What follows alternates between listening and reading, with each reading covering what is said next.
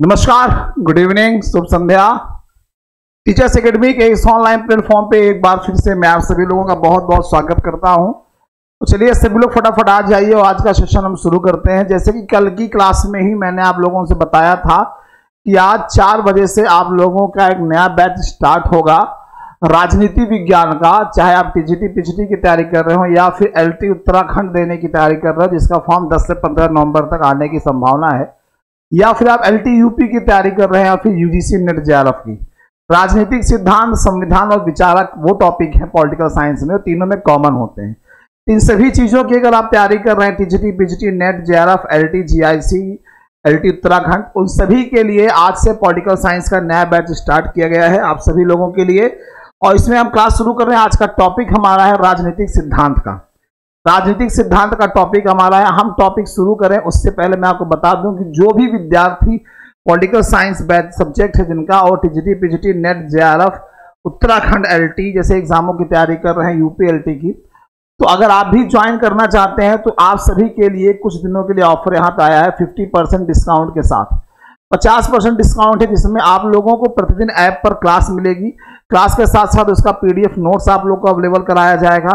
साथ ही साथ आपका प्रैक्टिस सेट भी आपको कराया जाएगा, जो आपको पीडीएफ के रूप में भेजा जाएगा, और कुछ प्रैक्टिस लाइव भी कराया जाएगा। तो अगर आप भी ज्वाइन करना चाहते हैं तो हमारी संस्था के नंबर पे 96 28 95 92 37, इस नंबर पे आप कॉल या व्हाट्सअप कर सकते हैं। 96 28 नंबर आप देख सकते हैं, यहाँ पर लिखा है 96 28 95 92 37 पे कॉल या व्हाट्सअप कर सकते हैं। 83 18 48 92 91 पे आप कॉल कर सकते हैं।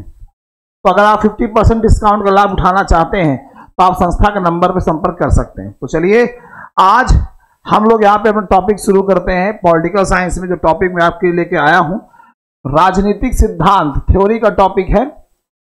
ठीक है, राजनीतिक सिद्धांत, जो पॉलिटिकल थ्योरीज हमको आपको पढ़नी है, जी हमको आपको मतलब हमको पढ़नी है, क्योंकि कोई भी टीचर इतना बिना एक आध बार देखे तो संतुष्टि नहीं मिलती है।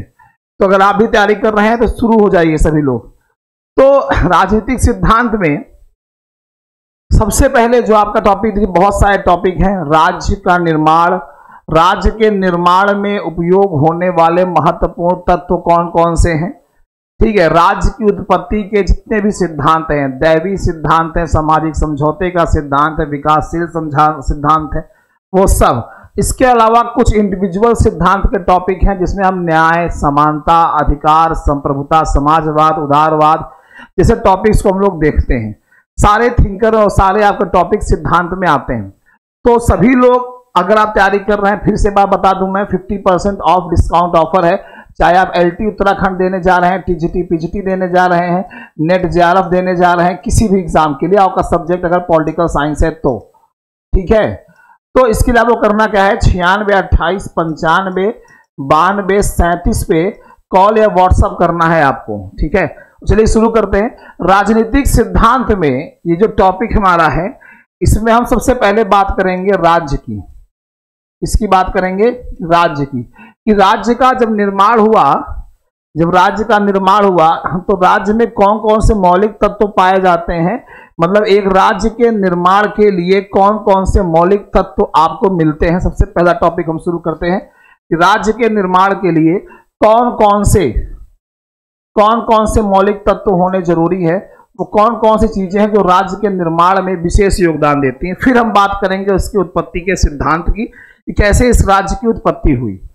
देखिए, राज्य के निर्माण में जब हम बात करते हैं कि कौन कौन सी चीजें सबसे ज्यादा आवश्यक हैं, सबसे पहला जो आपका मौलिक तत्व आता है वो आता है किसी भी राज्य की पर्याप्त जनसंख्या।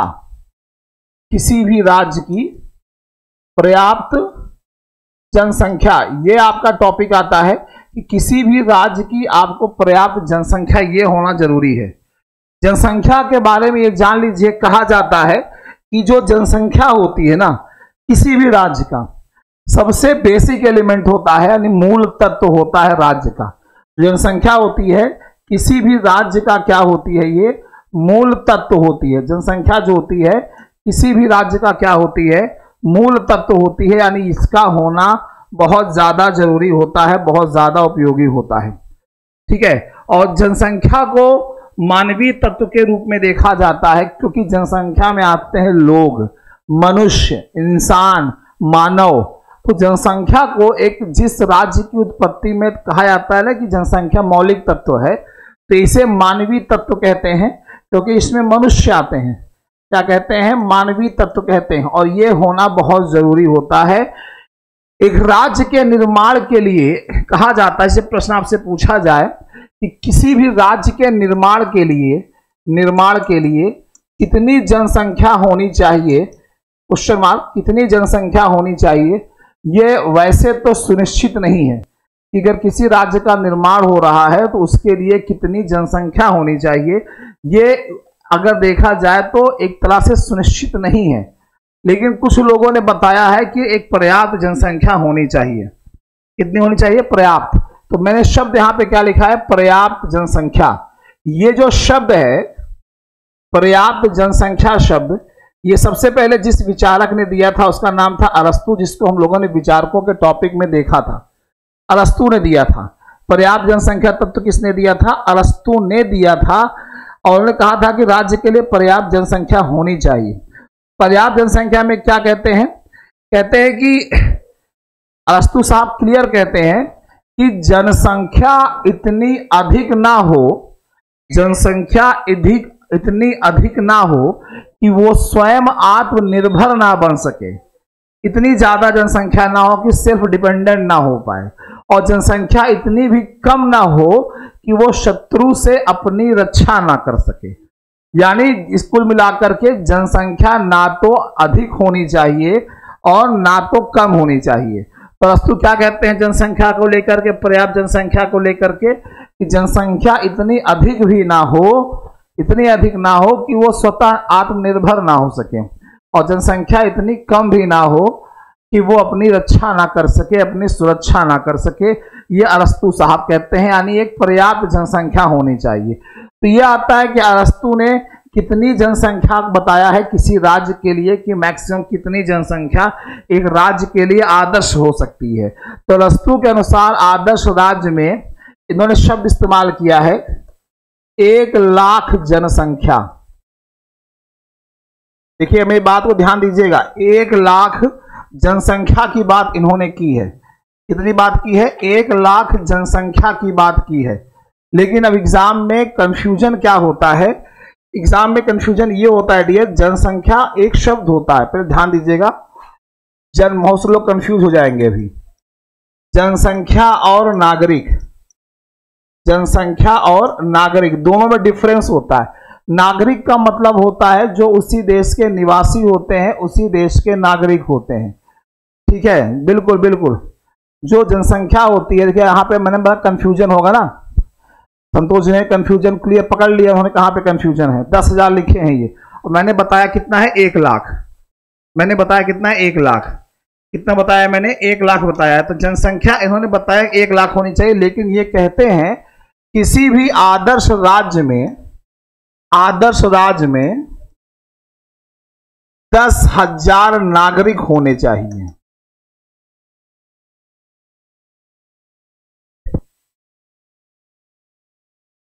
क्या बताया है? कि आदर्श राज्य में 10,000 नागरिक होने चाहिए। हाँ बिल्कुल, 1 लाख पर 10,000, बिल्कुल सही कहा। जनसंख्या क्या होती है ना डियर, जनसंख्या ये होती है। नागरिक में डिफरेंस क्या होता है? नागरिक जैसे हम ये कहते हैं कि हम भारत देश के नागरिक हैं, हमको भारत देश में जितने भी संवैधानिक अधिकार मिले हैं सब प्राप्त हैं, हम भारत देश के नागरिक हैं बाय बर्थ, हो चाहे जन्म से हैं या फिर देशीकरण, पंजीकरण, जितने माध्यम संविधान में उल्लेख किया गया है 5 माध्यम से, 5 तरीके से, किसी उनमें से एक तरीके से हम जन्म से हैं, हमारा जन्म यहाँ पे हुआ है। अब आप लोग सोच लीजिए किस तरीके से आप नागरिक हैं।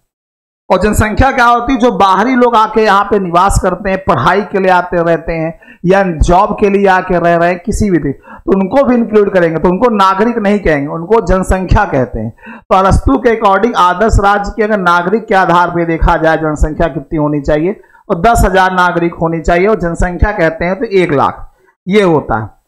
प्लेटो के अनुसार आदर्श राज्य की जनसंख्या जो होती है, ये बहुत पूछा गया है।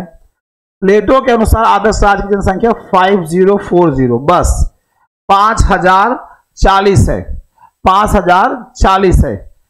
ठीक है, हाँ बिल्कुल नीरज कुमार जी, प्लेटो के अनुसार 5040 है, रूसो कहता है 10,000। कितना कहता है रूसो? कहता है कि जनसंख्या 10,000 होनी चाहिए। अब एग्जाम में सबसे ज्यादा जो पूछा गया है वो प्लेटो, सबसे ज्यादा, इसको वेरी इंपॉर्टेंट लगाइएगा। चाहे आप टीजीटी दे रहे हो, चाहे पीजीटी दे रहे हो, चाहे नेट जेआरएफ दे रहे हो, चाहे एलटी उत्तराखंड या एलटी यूपी देने जा रहे हो, सारे एग्जामों में ये प्रश्न पूछा है। मैंने अभी कल देखा है, पूरा चेक किया है, इसलिए बताते चलूंगा कौन कौन से प्रश्न आए हुए हैं। तो ये प्लेटो वाला जो संख्या है 5040, सब में पूछा है। दूसरे नंबर पे अरस्तु महोदय हैं, इनका बहुत पूछा है, ये 10 में से 9 बार इन्हीं का पूछा गया है। तो दोनों आप लोग याद रखिएगा, ठीक है। तो किसी भी राज्य में एक जनसंख्या कितनी होनी चाहिए? एक आदर्श जनसंख्या होनी चाहिए, आदर्श जनसंख्या, ताकि भैया स्वतः इतना जनसंख्या ज्यादा ना हो कि हम स्वतः निर्भर ना हो सके, आत्मनिर्भर, और इतनी कम भी ना हो कि शत्रु से हम अपने आप का बचाव ना कर सकें। इसीलिए जनसंख्या इतनी हो कि व्यवस्था को सुचारू रूप से चलाने के लिए कोई विशेष समस्या का सामना ना करना पड़े, ठीक है। जनसंख्या के बाद क्या आता है? जनसंख्या के बाद आता है एक निश्चित भूभाग। जनसंख्या के बाद दूसरा आता है एक निश्चित भूभाग, कि जो राज्य का निर्माण करने जा रहे हैं उसमें जनसंख्या के अलावा निश्चित भूभाग होना चाहिए। कोई भी राज्य दिया तभी अस्तित्व में आता है, कोई भी राज्य चाहे कोई भी राज्य हो, वो राज्य तभी अस्तित्व में आएगा, तभी अस्तित्व में आएगा, उसी टाइम ये अस्तित्व में आएगा जब उसकी बाउंड्रीज, सीमाएं क्या हो? निर्धारित हो। क्या हो? निर्धारित, यानी भौगोलिक तरीके से उसका भूभाग फिक्स हो, भूभाग फिक्स हो। जैसे भारत देश है, एग्जाम्पल की अगर हम बात करें, भारत देश है, तो आप सभी को पता है भारत देश का पूरा एरिया कितना है, तो आप लोग बताते हैं 32,87,263 वर्ग किलोमीटर। ये पूरे भारत देश का क्षेत्रफल है, यानी इतना भूभाग है। अब इसी में पर्वत, पठार सब कुछ आ जाते हैं, समतल मैदान सब आ जाते हैं। तो कोई भी ना हमारा है, ठीक है, याद रखिएगा, याद रखिए। और समुद्र के निकट अगर है तो समुद्र से 15 मील की दूरी तक, समुद्र से 15 मील की दूरी तक का एरिया, 15 मील की दूरी तक का एरिया उस राज्य का भूक्षेत्र कहलाता है। अरस्तु ने इसे 3 मील या 12 मील की दूरी तक माना है, ठीक है। और नॉर्मली बताया कितना गया है? समुद्र से 15 मील तक। तो ये होता है एक निश्चित भूभाग होना चाहिए। अब जैसे भारत देश है, आप सभी को पता है इंडिया है। इंडिया की जब हम बात करते हैं तो इंडिया का जो साउथ वाला पोर्शन है, जो इंडिया का दक्षिणी भाग है, अगर आप इसको देखेंगे तो ये पूरा गुजरात, महाराष्ट्र, गोवा, कर्नाटका, केरला, वेस्ट बंगाल, उड़ीसा, आंध्र प्रदेश, तमिलनाडु, जितने भी स्टेट हैं, इधर आप देखेंगे तो समुद्र है, अरब सागर है डियर। इधर आप देखेंगे तो बंगाल की खाड़ी आपको देखने को मिलेगी, बंगाल की खाड़ी आपको देखने को मिलेगी। इधर आप देखेंगे तो इंडियन ओशन है। तो ये पूरा एरिया यहां से लेकर के पूरा यहां तक यह समुद्र के पानी से घिरा हुआ है। तो समुद्र से 12 मील अरस्तु के अकॉर्डिंग 12 मील है, वो अरस्तु के अकॉर्डिंग है। और ये ऐसे लिख लीजिए ना, अरस्तु के अकॉर्डिंग तो 12 मील है, और नॉर्मली ऐसे बोला जाता है कि 15 मील तक हो, लेकिन अरस्तु कहता है कि नहीं, 12 मील तक की जो पानी का क्षेत्र है वो उस राज्य का क्षेत्र माना जाएगा, ठीक है, याद रखिएगा। एक बात और अच्छे से याद रखिएगा, कुछ ऐसे भी लोग हुए, सीले, हॉल, डुगवी, नाम ऐसे हैं, सीले, हॉल, डुगवी, ये ऐसे लोग हैं जिन्होंने ये कहा है कि निश्चित भूभाग को राज्य का आवश्यक तत्व नहीं माना है। इन लोगों ने तत्व नहीं माना है, किसको? निश्चित भूभाग को। इन्होंने कहा है कि निश्चित भूभाग राज्य का आवश्यक तत्व नहीं होता, इन्होंने नहीं माना है, ठीक है, याद रखिएगा। जबकि वुडरो विल्सन हो गए, वेवर हो गए, इन्होंने इसको राज्य का आवश्यक तत्व माना है। कौन हो गए? वेबर हो गए, वुडरो विल्सन हो गए। इन लोगों ने आवश्यक तत्व माना है कि नहीं, राज्य के लिए भूभाग आवश्यक तत्व है। इस आधार पे तो राज्य के लिए क्या होता है, नमस्कार सभी लोग को, राज्य के लिए क्या होता है डियर, कि किसी भी राज्य का जब हम निर्माण करते हैं तो उसके लिए आवश्यक तत्वों में निश्चित जनसंख्या तो होनी चाहिए। निश्चित मतलब पर्याप्त जनसंख्या। हाँ बिल्कुल संतोष जी, पर्याप्त जनसंख्या तो होनी चाहिए, लेकिन साथ ही साथ ये भी बताया है कि भूभाग भी निश्चित होना चाहिए। जैसे भारत का है 32,87,263 वर्ग किलोमीटर, इसमें पूरा पर्वत, पहाड़, नदी, झरना सब क्षेत्र आ जाएगा। तो निश्चित देखो, और जनसंख्या इतनी ज्यादा ना हो कि अपनी सुरक्षा ना कर, आत्मनिर्भर ना हो सके, और इतनी कम ना हो कि अपनी सुरक्षा ना कर सके। तो दो चीजें आपने देखी किसी भी राज्य के निर्माण के लिए, एक जनसंख्या होती है, दूसरा निश्चित भूभाग होता है। तीसरा, फिर इसके बाद तीसरे की अगर हम बात करें, और थर्ड पॉइंट जो होता है वो होती है गवर्नमेंट, सरकार। सरकार सरकार जो होती है ये बहुत जरूरी होती है। ठीक है, अगर हम व्यवहारिक तौर पे देखें, अगर हम व्यवहारिक तौर पे अगर हम देखें तो ये जो आपका राज्य आता है और ये जो आपकी सरकार आती है, ये जो आपकी राज्य आती है, ये जो आपका सरकार आता है, ये दोनों क्या होते हैं, आपस में समानार्थी होते हैं, समानार्थक होते हैं। क्या होते हैं? समानार्थक होते हैं, यानी दोनों एक तरीके से समान होते हैं, राज्य और सरकार। लेकिन इनमें कुछ डिफरेंस भी होता है। लेकिन इसमें क्या होता है? इसमें कुछ डिफरेंस भी होता है। नमस्कार, इसमें कुछ डिफरेंस भी होता है। अब डिफरेंस क्या होता है? कहते हैं तो राज्य और सरकार दोनों समान हैं, लेकिन दोनों में डिफरेंस क्या होता है? देखिए, राज्य की बात अगर, सरकार की बात अगर करें तो सरकार जो होती है, सरकार जो होती है ये राज्य का संवाहक होता है, या आप लिख सकते हैं एजेंट, एक तरीके से एजेंट होता है। अब आप कहोगे सर सरकार राज्य का एजेंट कैसे होता है? तो डियर, जो सरकार होती है ना, ये राज्य की नीतियों को राष्ट्रीय और अंतर्राष्ट्रीय स्तर पर व्यक्त करती है। सरकार ही जो होती है ये राज्य की नीतियों को, जो राज्य की पॉलिसी होती है, उस राज्य की नीतियों को नेशनल लेवल पे, राष्ट्रीय और अंतर्राष्ट्रीय स्तर पर, अंतर्राष्ट्रीय स्तर पर क्या करती है? व्यक्त करती है, दिखाती है, बताती है, अंतर्राष्ट्रीय स्तर पर, इंटरनेशनल लेवल पे। अब भारत देश है, भारत देश है, गुड इवनिंग, भारत देश है। अब भारत देश, राज्य मतलब यहां देश से है। जैसे भारत देश है तो भारत देश की पॉलिसी क्या है वो अन्य देशों में तभी मालूम चलेगा जब यहाँ की सरकार उसकी नीतियों को बताएगी। तमाम वैदेशिक दौरे होते हैं, विचार अभिव्यक्ति रखी जाती है, बताते हैं। तो सरकार क्या होता है ना, एक रूप होता है जो राज्य की नीतियों को देश के अंदर यानी राष्ट्रीय स्तर पर और देश के बाहर यानी अंतर्राष्ट्रीय स्तर पर बताने का काम करती है। ठीक है, ये होता है, इस बात को होता है। तो व्यवहारिक तौर पे दोनों समानार्थक होते हैं, लेकिन अब दोनों में डिफरेंस क्या होता है? सैद्धांतिक तौर पे अगर हम दोनों की बात करें, अंतर अगर हम देखें तो सैद्धांतिक तौर पे अंतर भी होता है। अब आप सोचोगे सर अंतर क्या होता है? अंतर ये होता है डियर, राज्य की बात अगर हम करें, राज्य की, तो पहला अंतर ये होता है कि राज्य जो है अमूर्त है। ठीक है, अमूर्त है और सरकार उसका मूर्त रूप है। ठीक है, सरकार उसका मूर्त रूप, राज्य अमूर्त है और सरकार इसका मूर्त रूप है। यानी जो राज्य है वो अस्थायी तरीके से वो अमूर्त रूप में, अब उसको एक्टिव मोड में कौन करता है? वो सरकार करती है। अब कोई राज्य है, उस राज्य की पॉलिसी क्या है, उस राज्य की नीतियां, उस राज्य के नियम कानून, वहां के जो सिद्धांत है वो क्या है, वो राज्य नहीं बताएगा, वो फिक्स है, अमूर्त रूप में है। बताएगा कौन? सरकार बताएगी। तो सरकार उसको एक तरीके से क्या करते हैं, राज्य के थ्योरीज को, राज्य की पॉलिसीज को एक्टिव मोड में लाते हैं, मूर्त रूप में लाते हैं। तो ये दोनों में एक डिफरेंस हो जाता है।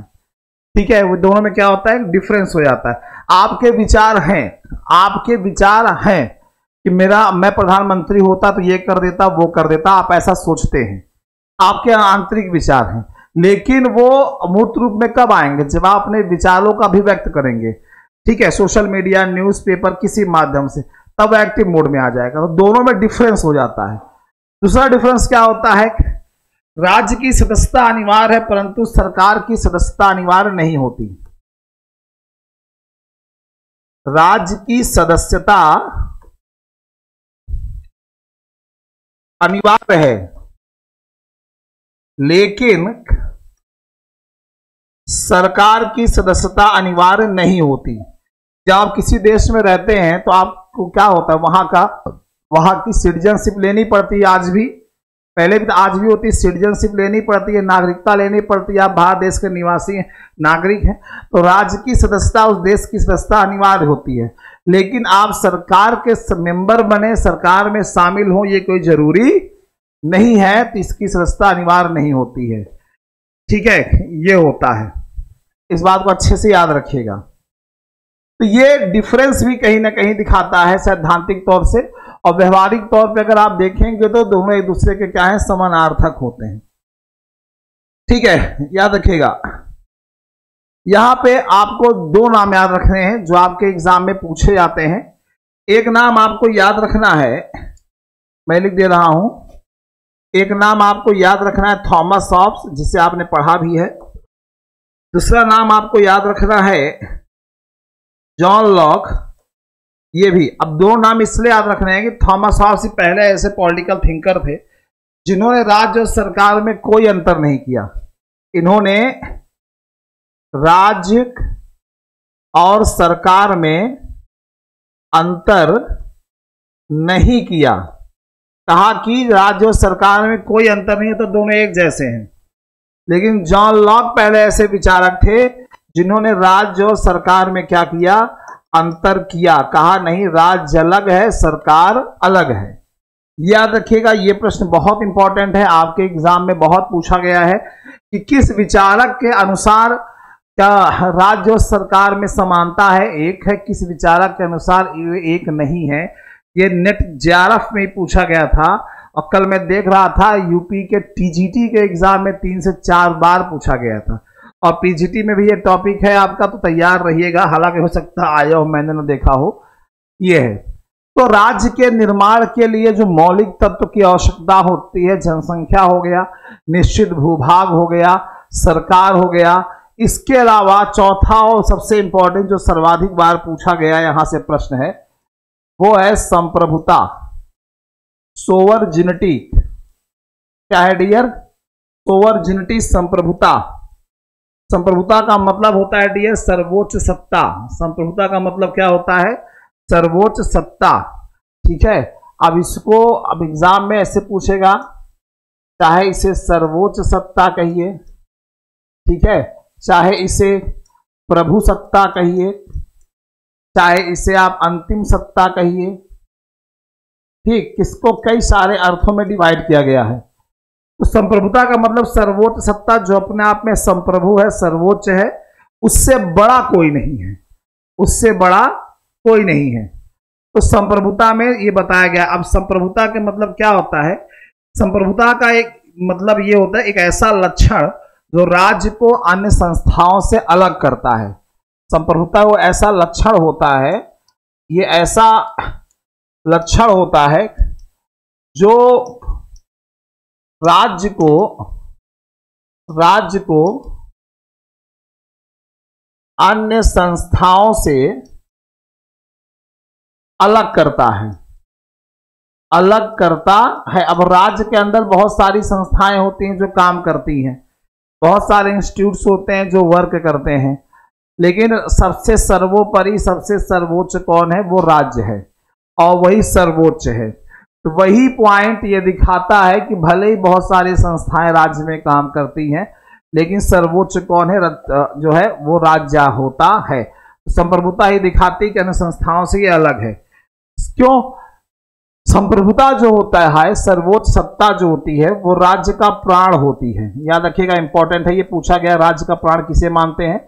सर्वोच्च सत्ता संप्रभुता को मानते हैं। अगर राज्य सर्वोच्च ना हो, राज्य के पास संप्रभुता ना हो, अगर राज्य सर्वोच्च शक्ति का केंद्रीकरण ना करे, तो किसी और के पास अगर चले जाए तो राज्य का मतलब कुछ नहीं हो जाएगा, फिर सब कुछ चीजें बदल जाएंगी।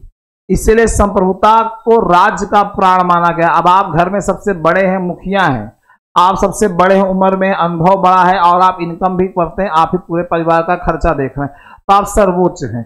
लेकिन यही सर्वोच्च शक्ति किसी और हाथों में चली गई तो मामला गड़बड़ हो जाएगा।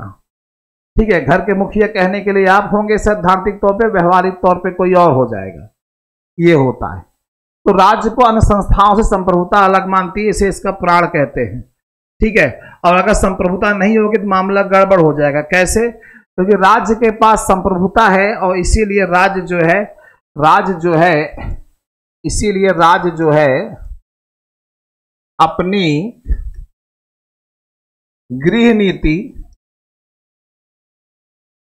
और विदेश नीति दोनों का निर्धारण करता है, दोनों का निर्धारण करता है। अगर राज्य संप्रभु ना रहे, राज्य संप्रभु ना रहे, राज्य की कोई अन्य संस्था संप्रभु हो जाए, तो वही उस देश की, वही उस राज्य की नीति का निर्धारण करेगा, वही उस देश के राज्य की गृह नीति, विदेश नीति का निर्धारण करेगा, गड़बड़ हो जाएगा।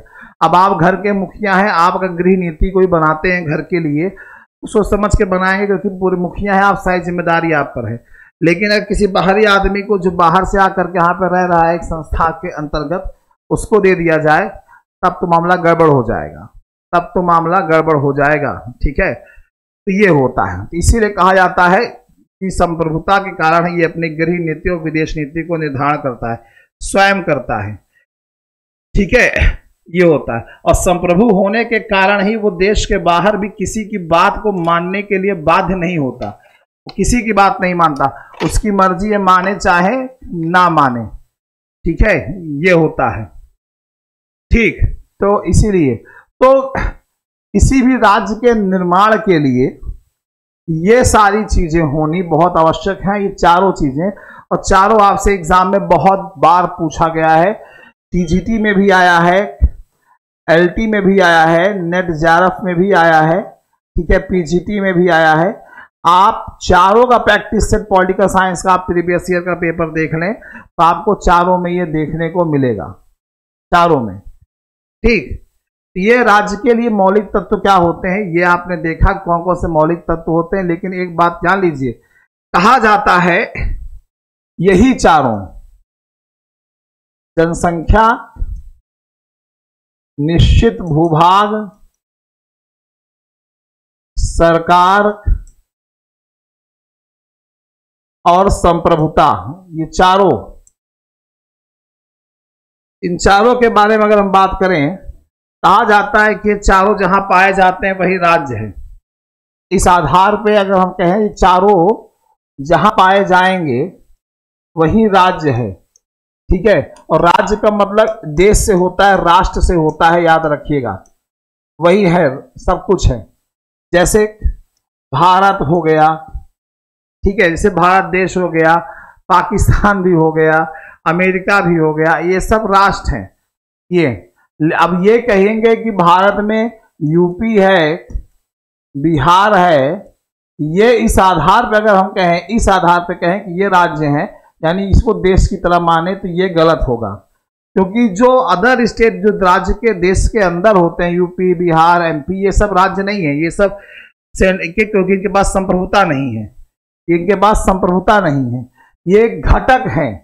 ये सब क्या है? घटक हैं। घटक यानी इकाई माने जाते हैं, ये सब इकाई है। और किसकी इकाई है? आप कहोगे भारत देश के घटक हैं, भारत देश की इकाई है। UP, Bihar, MP, Maharashtra, Karnataka, Kerala, Gujarat, Maharashtra, Goa, Orissa, Andhra, Tamil Nadu, Telangana, MP, ये सब क्या है? ये राज्य की एक इकाई है, ये सब राज्य के एक घटक हैं। वास्तव में राज्य तो भारत है, देश तो भारत है। ठीक है, याद रखिएगा। ठीक, अब अगर आपसे ये पूछ लिया जाए, अब आपसे अगर हम ये पूछ लें, एग्जाम में पूछ लिया जाए कि स्वतंत्रता से पहले, आप लोग बताइए जो लोग देख रहे हैं वीडियो, स्वतंत्रता से पहले भारत क्या एक राज्य था? क्या भारत एक राज्य था स्वतंत्रता से पहले, यानी 1947 से पहले? बताइए, कौन बता देगा? कमेंट करके बताइए। क्या स्वतंत्रता से पहले भारत एक राज्य था? जिस राज्य के निर्माण के लिए जो तत्व मैंने बताए हैं उसके आधार पे क्या स्वतंत्रता से पहले भारत एक राज्य था?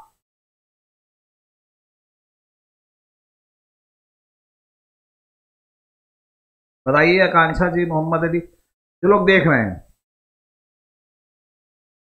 जो लोग विलुप्त हो गए हैं उनकी बात छोड़िए, मतलब जो लोग चले गए हैं। क्या स्वतंत्रता से पहले भारत एक राज्य था? अब जब तक आप सोचेंगे बहुत टाइम लगाएंगे, हम बता देते हैं। भारत तब एक राज्य नहीं था। पूछे भैया क्यों नहीं था? क्योंकि स्वतंत्रता से पहले हमारे देश पर अंग्रेजों का आधिपत्य था और सारी नीतियां कौन तय करते थे? अंग्रेज तय करते थे। भारत एक उपनिवेश था, उस पर अंग्रेजों का अधिकार था। तो स्वतंत्रता से पहले भारत जो है एक राज्य नहीं था, ये बताया जाता है। ठीक है, याद रखिएगा, इस चीज को अच्छे से याद रखिएगा। नो, नहीं था, नहीं था, बिल्कुल। पूजा जी, वंदना जी भी आ जाई हैं। पूजा जी, चलिए, अंजनी कुमार जी, नीरज कुमार कह रहे नहीं था, बिल्कुल नहीं था, पहले ये राज्य नहीं था। ठीक, फिर हम अगर बात करें, यहां से और भी प्रश्न आते हैं। राज्य से संबंधित महत्वपूर्ण इंपॉर्टेंट कथन, तो ये बहुत पूछता है। राज्य से संबंधित कथन बहुत पूछता है। जैसे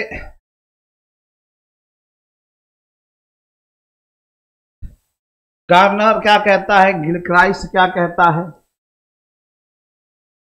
गिलक्राइस्ट ये भाई साहब राज्य को लेकर क्या कहते हैं कि राज्य उसे कहते हैं जहां कुछ लोग निश्चित प्रदेश में, राज्य उसे कहते हैं जहां कुछ लोग निश्चित प्रदेश में एक सरकार के अधीन संगठित होते हैं।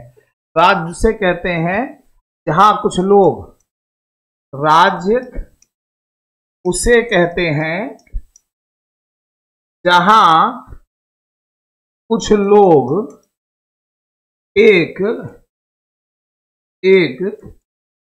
निश्चित प्रदेश में संगठित होते हैं। क्या होते हैं?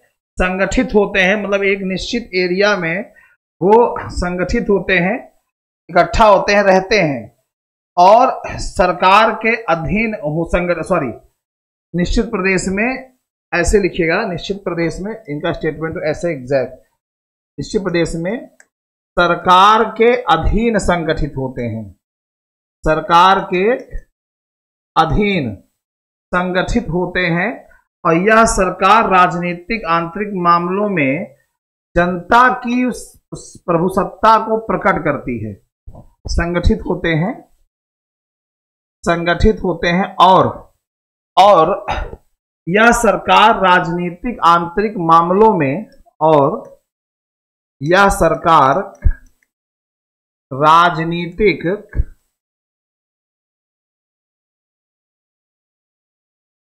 आंतरिक मामलों में अपनी जनता की प्रभुसत्ता को,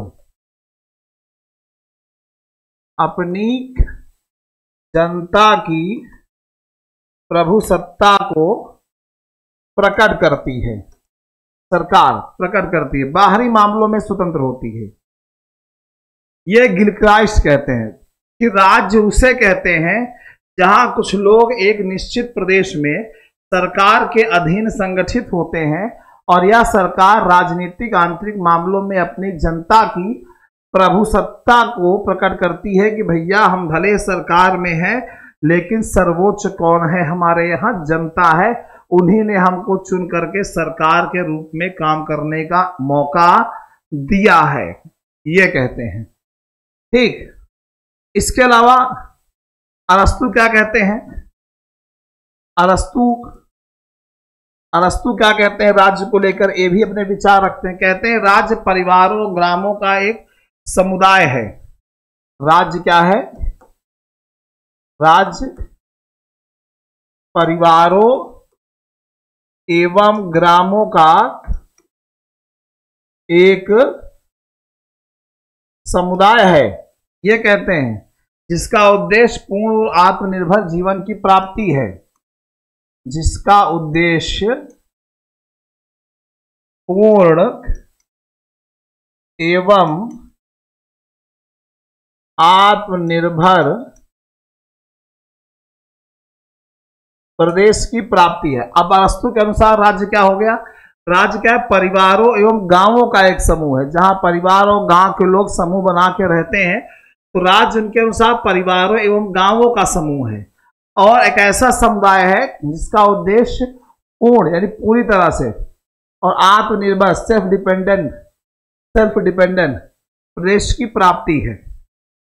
ठीक है, जीवन की प्राप्ति, आत्मनिर्भर प्रदेश लिखा है मैंने प्रदेश नहीं होगा, जीवन होगा, आत्मनिर्भर जीवन की प्राप्ति है। उसी तरह से और भी लोग कहते हैं, ठीक है, स्पेंसर क्या कहता है? स्पेंसर भैया क्या कहते हैं? स्पेंसर कहते हैं कि राज्य एक ज्वाइंट स्टॉक कंपनी है, राज्य एक ज्वाइंट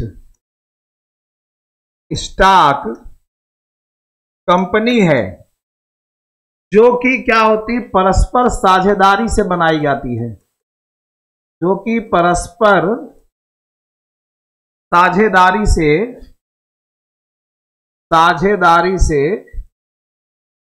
बनाई जाती है। राज्य क्या है? एक ज्वाइंट स्टॉक कंपनी है, राज्य एक ज्वाइंट स्टॉक कंपनी है जो परस्पर साझेदारी से बनाई जाती है। ठीक है, ऐसे तमाम विचारक कहते हैं, जैसे जॉन लॉक, आप लोग जॉन लॉक के बारे में पढ़े थे, कहते हैं राज्य लोगों की संपत्ति की सुरक्षा के लिए बनाया गया है। क्या कहते हैं? राज्य लोगों की संपत्ति की सुरक्षा के लिए बनाया गया है। अब जॉन लॉक के अनुसार राज्य क्या है? कहते हैं कि राज्य लोगों की संपत्ति की सुरक्षा के लिए बनाया गया। इसी तरह से बोंदा अलग कहते हैं, वुडरो विल्सन अलग कहते हैं, मैकाइवर अलग कहते हैं, हीगल अलग कहते हैं। तमाम लोग हैं जो राज्य को लेकर के अलग अलग डिफिनेशन देते हैं और आपके एग्जाम में पूछी जाती है। जैसे अरस्तु वाली डिफिनेशन बहुत पूछी गई है, अरस्तु वाली डिफिनेशन बहुत पूछी गई है, 20 बार आई होगी आपके पीजीटी नेट जेआरएफ में। अब जैसे मैं आपको यहाँ पे दिखा भी दूं, कहिए तो कौन कौन से क्वेश्चन आपके बने हैं यहाँ से। जैसे सबसे पहला प्रश्न तो ये बना है, राज्य की उत्पत्ति के लिए निम्नलिखित में से कौन सा तत्व तो नहीं होता? तो 4 में से 3 ऑप्शन रहेगा, एक नहीं रहेगा, वही नहीं होता। कितनी जनसंख्या होनी चाहिए अरस्तु के अकॉर्डिंग, प्लेटो के अकॉर्डिंग? ये 3 प्रश्न ऐसे हो गए जो आपके एग्जाम में बने हैं। ठीक है, ये अरस्तु के अनुसार समुद्र से जो दूरी होनी चाहिए वो 12 मील होनी चाहिए, ये पूछा गया है आपके एग्जाम में। सरकार को लेकर के बताया गया है, राज्य सरकार किसके अनुसार समान है, किसके अनुसार समान नहीं, मतलब एक है, कौन कहता है एक नहीं, दोनों अलग अलग हैं। थॉमस हॉब्स, जॉन लॉक, दोनों ने अंतर किया था।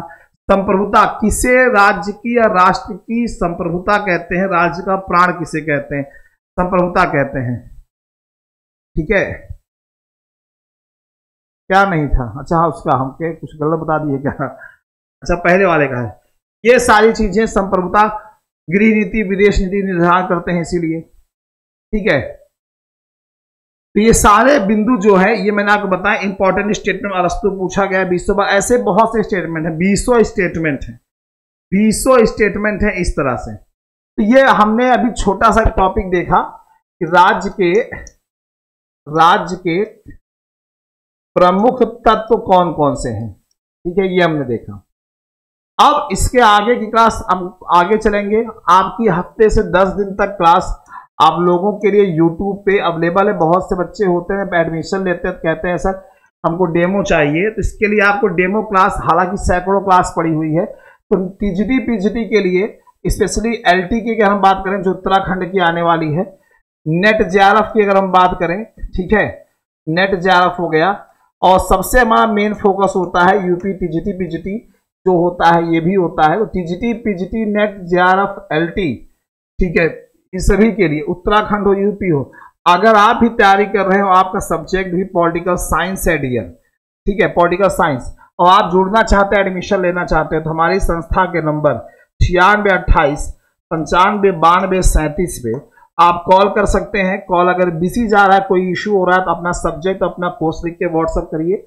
इसके अलावा इस पे आप कर सकते हैं। आपको पर डे क्या मिलेगा, ऐप पर लाइव क्लास, टीचर्स एकेडमी का ऐप पर लाइव क्लास मिलेगी, पीडीएफ नोट्स आपको अवेलेबल कराए जाएंगे, साथ ही साथ आपको प्रैक्टिस सेशन भी होता रहेगा, या प्रैक्टिस लाइव भी कराई जाएगी, जिस दिन नहीं होगी उस दिन आपको पीडीएफ प्रैक्टिस का भेजा जाता है करने के लिए।